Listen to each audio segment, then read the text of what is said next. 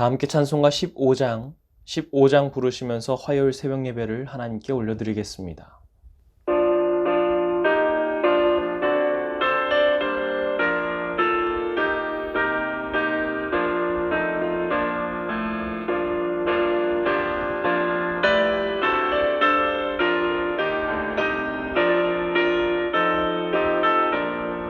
하나님의 크신 사랑 하늘에서 내리사 우리 맘에 항상 계셔 온전하게 하소서.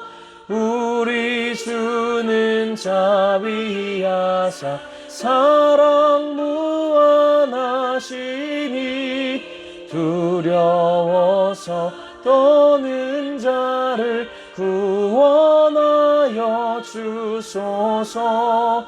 걱정 근심 많은 자를 성령 감화하시며 복과 은혜 사랑받아 평안하게 하소서. 처음과 끝이 되신 주님 항상 인도하셔서 마귀 유혹 받는 것을 속히 끊게 하소서.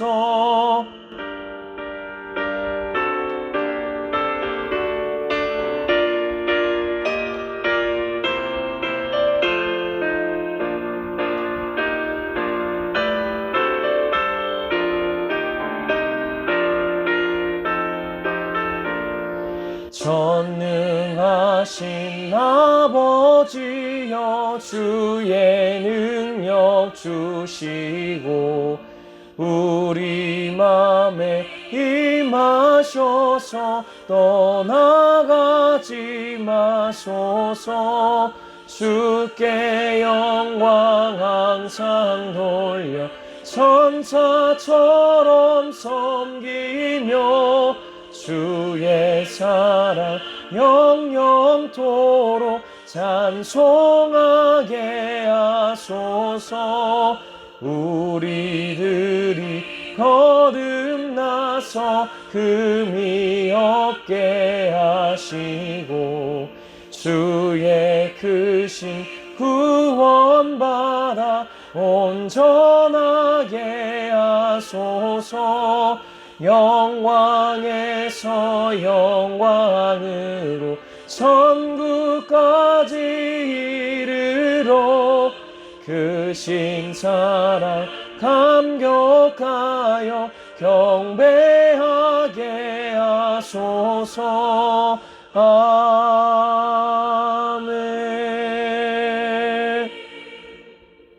우리의 인생에 늘 개입하셔서 섭리하시는 하나님, 오늘 하루의 첫 시간을 하나님의 말씀 가운데 불러오셔서 듣게 하시고 기도하게 하신 은혜에 감사드립니다.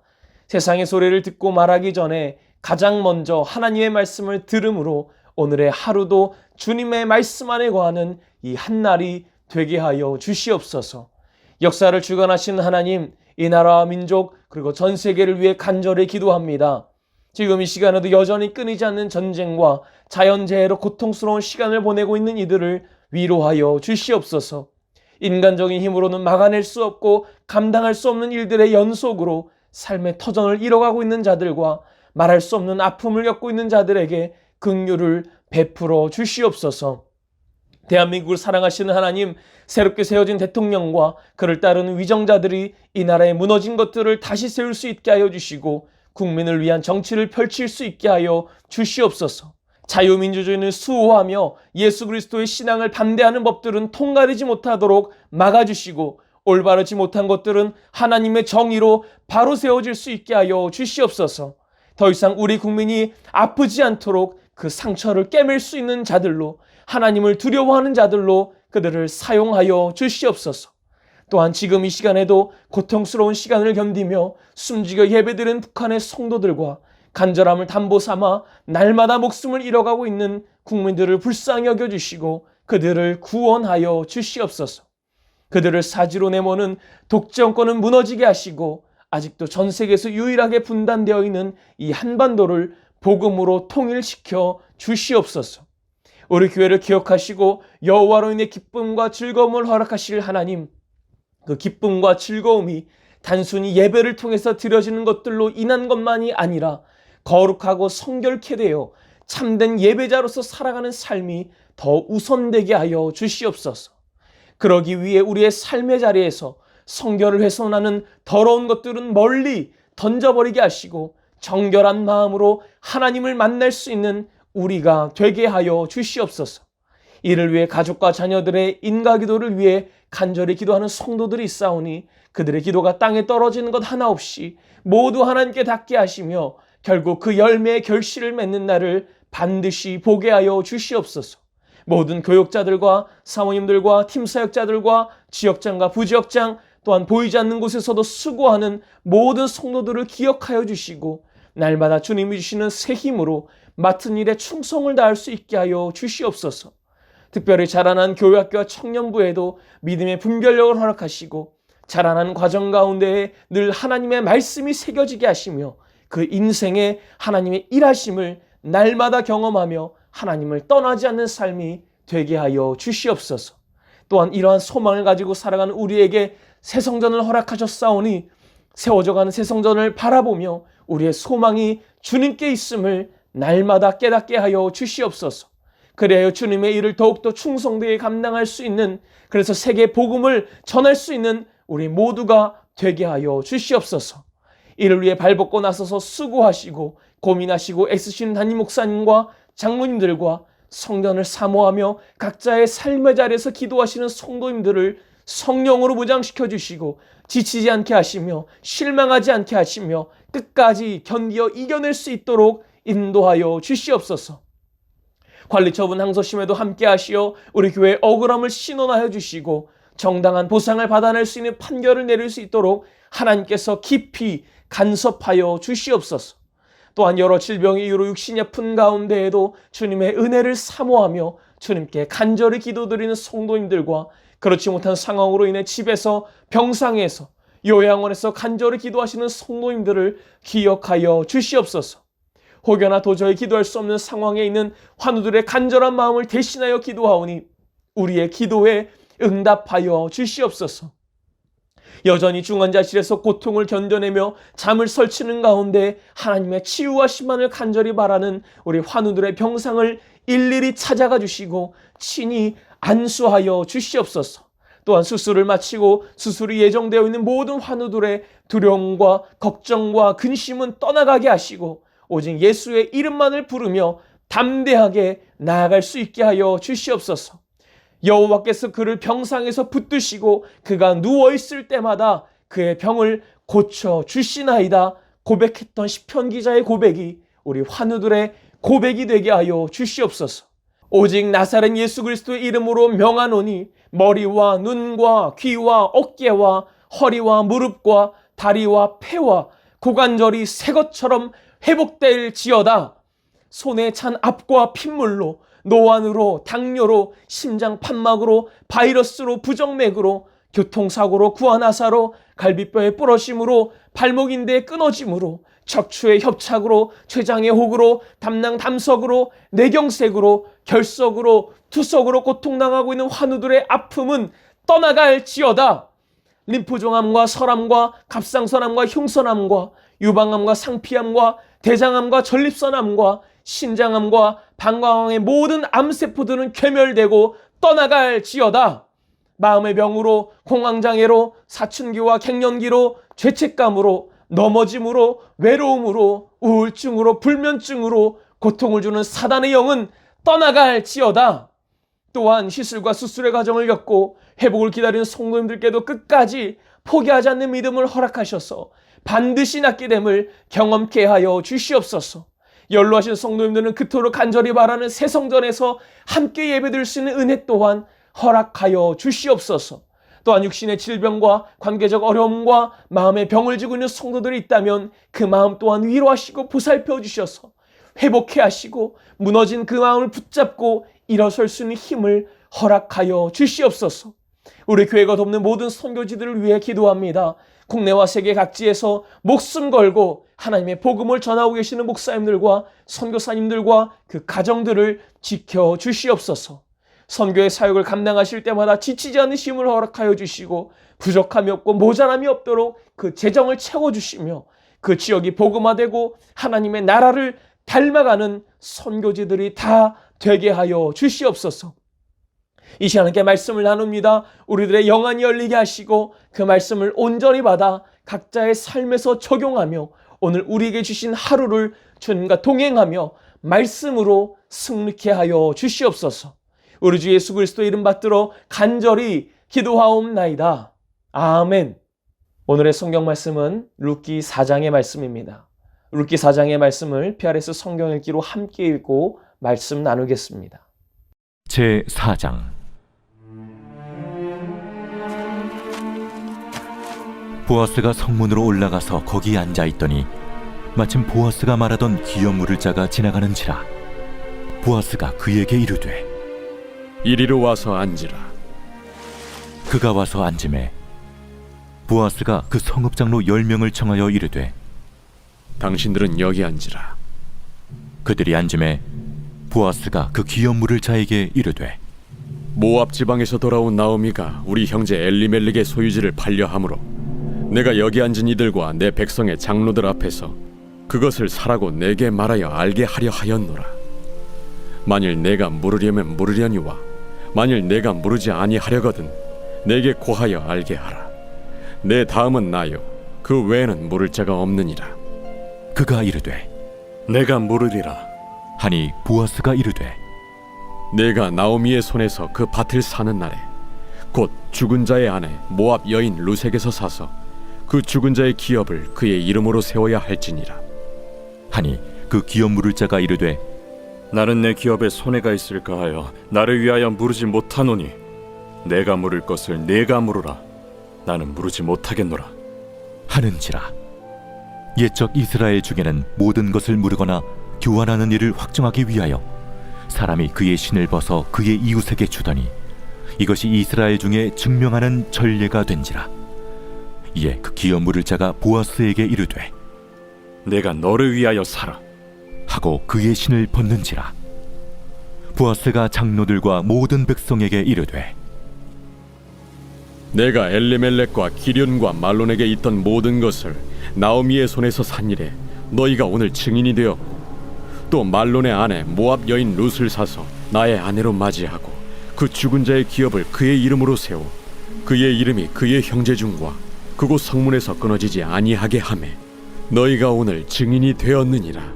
하니 성문에 있는 모든 백성과 장로들이 이르되 우리가 증인이 되나니 여호와께서 내 집에 들어가는 여인으로 이스라엘의 집을 세운 라헬과 레아 두 사람과 같게 하시고 내가 에브랏에서 유력하고 베들레헴에서 유명하게 하시기를 원하며 여호와께서 이 젊은 여자로 말미암아 내게 상속자를 주사 내 집이 다말이 유다에게 낳아준 베레스의 집과 같게 하시기를 원하노라.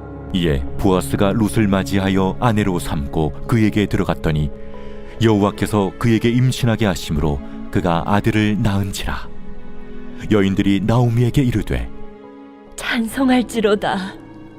여호와께서 오늘 내게 기업 물을 자가 없게 하지 아니하셨도다.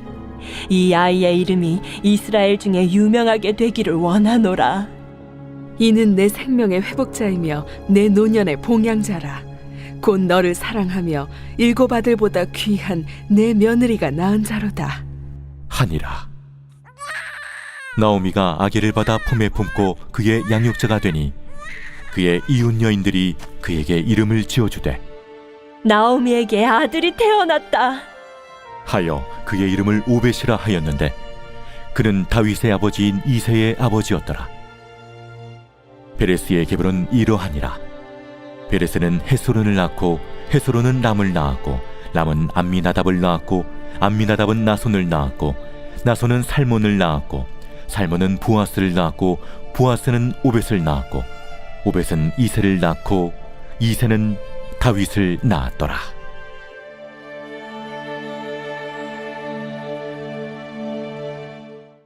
할렐루야. 하루의 첫 시간을 주님 앞에 온전히 구별하여 예배드리고 또 말씀으로 이 하루를 시작하는 여러분 모두에게 하나님의 보호하심과 인도하심이 함께 하시기를 주님의 이름으로 간절히 소망합니다. 룻기는 사사시대를 배경으로 하는 이야기입니다. 사사시대는 사사기의 결말이 예시해주는 대로 이스라엘의 종교적 또 도덕적 타락이 극심했던 때였습니다.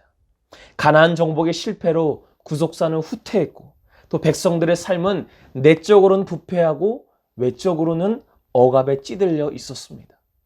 또한 하나님을 바로 섬기지 못하고 멀리한 결과 지파들 사이의 갈등의 골이 깊어져서 내전의 상황으로 치닫기도 했었습니다.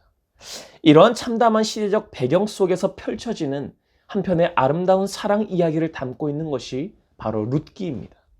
특히 오늘 우리가 읽은 4장은 이 드라마의 마지막 장으로서 하나님의 자비가 절정으로 비춰지고 있습니다. 하나님의 주권과 섭리가 등장인물들의 강한 윤리의식과 또 따스한 표현들 가운데 녹아져 있는 겁니다. 그래서 룻기의 마지막 무대는 앞선 4개의 무대, 즉 모압 땅과 베들레헴과 밭 그리고 타작마당에 이어서 오늘 성문에서 펼쳐지는 5번째 무대로 꾸며집니다. 그 성문에서 보아스가 다른 상속자를 대면하는 장면, 또 보아스가 자신과 룻의 결혼을 확정짓는 장면이 오늘 룻기 4장에 나옵니다. 4장에서 보아스가 등장하는 것은 예상치 못한 일이 아니었습니다. 우리가 어제 읽은 3장에서는 나오미가 룻을 위하여 무모해 보일 수도 있지만 구체적이고 지혜로운 계획을 세우고 실현시킨 결과가 나타납니다.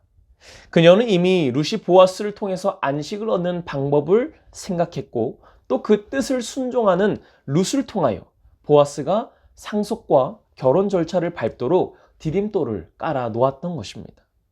이제 보아스는 엘리멜렉의 기업을 무르고 룻과 결혼하기 위해 소정의 법적 절차를 밟을 목적으로 이 성문에 가서 앉게 됩니다. 당시의 성문은 매매와 집회의 장소일 뿐만 아니라 재판과 같은 공적이고 법적인 일을 확정짓는 장소로 이용되기도 했습니다. 그런데 보아스가 앉자마자 다른 기업 물을 자, 즉 고엘이 지나갑니다. 보아스가 다른 고엘을 일부러 기다린 것이 아니라 우연히 그를 보게 된 것처럼 오늘 성경은 표현합니다. 이것은 단순한 우연이 아니라 하나님의 인도하심과 섭리였습니다. 그리고 다른 상속자를 자리에 앉힌 보아스는 이제 재판에 필요한 10명의 장로들을 다 초청하였고 그들이 모두 모이게 되자 곧바로 법적 절차에 들어가게 됩니다. 보아스는 3절 이후에서 거두절미하고 본론으로 바로 들어갑니다. 모압에서 돌아온 여자 나오미가 우리의 형제 엘리멜렉의 소유를 팔려고 한다.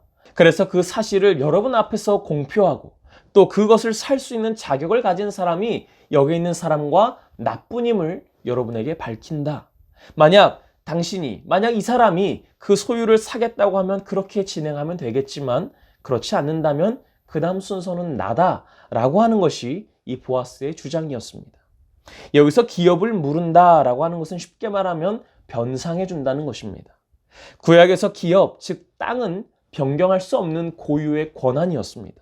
그런데 어떠한 이유로 그것을 타인에게 팔았을 때 그 판 사람의 가까운 친척 누군가가 변상을 해주고 도로 찾을 때 그것을 기업을 무른다라고 말합니다. 아마도 엘리멜렉의 가족이 가난했을 때 누군가에게 그들의 땅을 담보로 하여서 일종의 대출식으로 돈을 받아 빚을 졌을 겁니다. 그러던 중에 엘리멜렉과 두 아들이 죽게 되었고 또 그 대출 담보로 준 땅을 나오미가 소유하게 됩니다. 그러나 그 땅은 담보였기 때문에 나오미의 온전한 소유라고는 할 수 없었습니다. 그래서 돈을 빌려준 자에게 돈을 대신 갚아줄 친척이 등장해 주어야 하는데 그게 바로 보아스가 되기를 바랬던 겁니다. 나오미가 계획한 상황은 보아스가 그 기업을 물을 자가 되어야 하는데 사실 보아스보다 더 가까운 친척, 기업 물을 자가 있었던 것을 알게 된 상황이었던 겁니다. 만약에 이 다른 고엘이 그것을 허락한다면 나오미와 보아스의 의도는 좌절될 겁니다. 그러나 이런 위험을 무릅쓰고서라도 정당한 절차를 밟은 것은 보아스의 올곧고 또 정의로운 성품을 보여준과 동시에 다른 한편으로는 하나님께 대한 그의 신뢰를 보여주는 것이었습니다.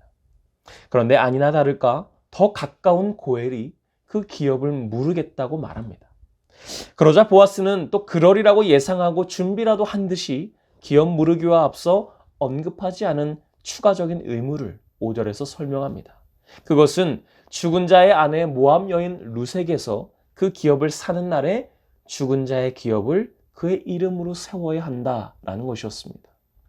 고엘은 엘리멜렉의 기업을 물을 뿐만 아니라 룻과 결혼하여서 엘리멜렉의 이름이 끊어지지 않게 하여야 한다는 것이었습니다. 사실 모세의 율법에서 기업 무르기 제도와 유대 수혼법은 별개의 제도로 설명됩니다. 그러나 보아스는 율법의 문자에 매이지 않고 그 율법들을 만든 정신에 호소한 겁니다. 예상치 못한 카드를 꺼내든 보아스에게 다른 고엘이 어떤 선택을 하게 됐을까? 다행히도 다른 고엘은 6절에서 곧바로 명백하게 거부 의사를 밝히게 됩니다. 아마도 그는 나오미의 기업과 룻의 형편을 잘 알고 있었을 겁니다. 또한 고엘 제도와 유대 수혼법이 사실상 결합된 당시의 풍습인 것도 알고는 있었을 겁니다. 그런데 그 고엘은 자신의 기업에 손해가 있을 것 같다면서 기업 무르기를 거절합니다. 그가 염려하는 기업의 손해가 과연 무엇이었을까요? 아마도 그는 룻과 결혼하여서 아들을 하나만 낳을 경우에 그 아들이 엘리멜렉의 이름과 기업을 잇게 되면 막상 자기의 기업이 없어지게 될 것을 염려했던 겁니다. 그렇다면 이 직전에는 기업을 무르겠다고 했었는데 그것은 또 어떻게 된 것일까요? 아마도 룻의 상황을 그냥 내버려 두면 언젠가는 이 엘리멜렉의 기업이 자기 차지가 될 것을 예상했기 때문이었을 겁니다. 이 고엘은 언약적 자비보다는 경제 논리에 의해서 계산적으로 행동했던 겁니다. 그러나 그렇다고 해서 이 행위가 꼭 잘못되었다고만은 할 수 없고 일반적인 사람이라면 충분히 그렇게 행동할 수 있습니다. 그리고 또 이 또한 보아스가 나오미의 기업을 무르고 룻과 결혼할 수 있도록 하시는 하나님의 섭리의 과정 중 하나였기 때문입니다. 그렇게 다른 고엘이 기업 무르기를 포기하고 보아스가 나오미의 기업 무를 자가 됩니다. 그리고 9절과 10절에서 이렇게 선언합니다. 내가 엘리멜렉과 기럨과 말론에게 있던 모든 것을 나오미의 손에서 사겠다.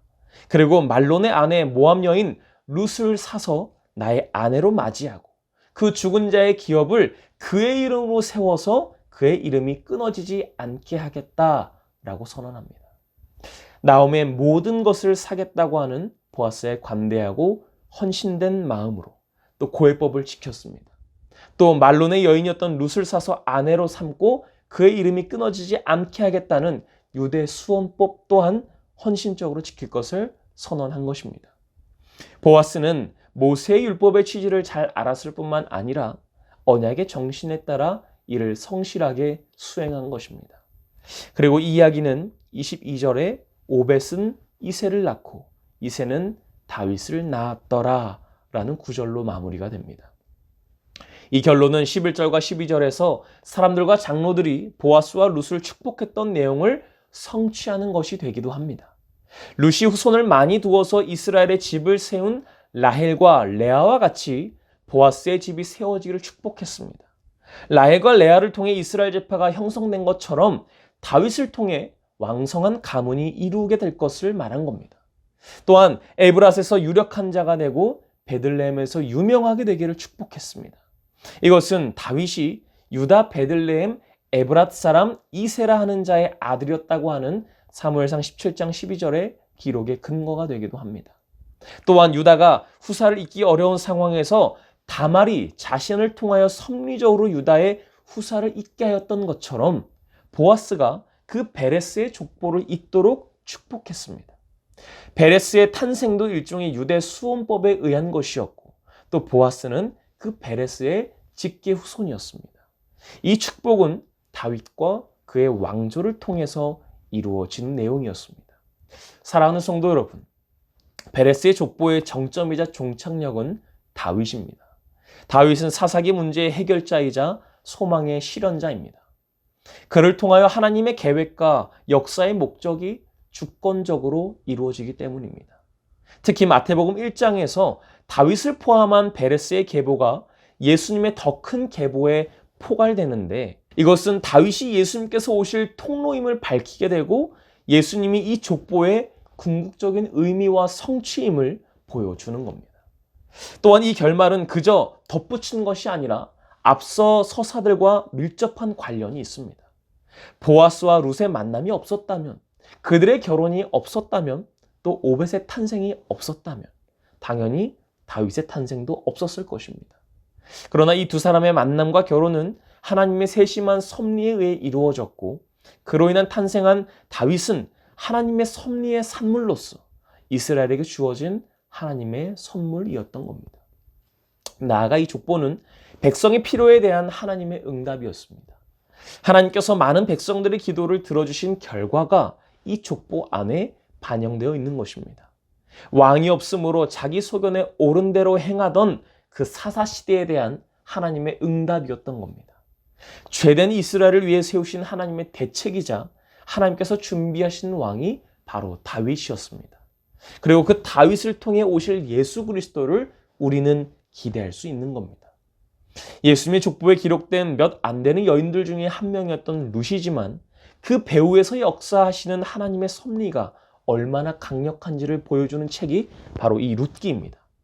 룻과 같은 이방 여인을 사용하셔서 다윗이라고 하는 인물을 준비하신 일, 하나님의 섭리는 인간의 불신앙과 연약성 때문에 그 목적하는 바를 이룰 수 없는 것처럼 보일 때도 있지만 결국에는 그 목적을 완전히 이루어내고야 말게 됩니다. 이것이 바로 하나님의 진정한 능력입니다. 오늘을 살아가는 우리 또한 하나님이 일하심을 기대하는 신앙이 때로는 가장 약한 신앙처럼 보일지라도 사실은 그 무엇보다 가장 강력한 신앙임을 고백할 수 있기를 간절히 소망합니다. 지금 당장은 이해되지 않고 무엇을 어떻게 해야 될지도 모르겠는 신앙의 문제 앞에서, 내 병의 문제 앞에서, 성전 건축의 문제 앞에서 이 룻기를 통해 우리에게 보여주시는 하나님의 섭리와 세심한 만지심을 기대할 수 있는 저와 여러분들의 모습이 되시기를 주님의 이름으로 간절히 축원합니다. 함께 기도하겠습니다. 우리는 매번 놓치고 마는 작은 순간들까지도 사용하시는 하나님, 때로는 그 순간이 너무나 찰나였기에 그 짧은 순간마저 주님께서 우리에게 보여주신 것이라고 여기지 않을 때가 있음을 고백합니다. 사소한 부분까지도 놓치지 않고 모든 것을 구속사로 연결시키는 하나님의 섭리하심이 오늘을 살아가는 우리에게도 연결시켜 주심을 믿을 수 있게 하여 주시옵소서. 그리하여 태초부터 시작된 하나님의 은혜가 오늘도 여전히 흐르고 있음을 경험할 수 있는 믿음의 눈이 뜨이게 하여 주시옵소서.